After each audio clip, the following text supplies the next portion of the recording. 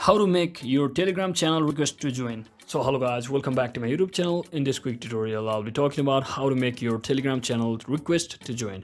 So first thing, just head over to your Telegram application and just open any one of the group or channel which you have created. So as you can see, I've already created a channel named this. So now all you gotta do is just tap on this heading title at the top of your channel, and once inside here, just tap on this channel setting.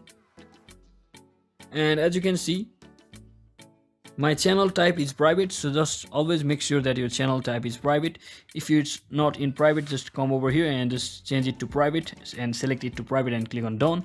So once you do that, now just select this invite links, just tap on this invite link button over here and just click on this create a new link option, and make sure you can see right below the create option over here that is request admin approval. Just enable this button over here, so it will be requiring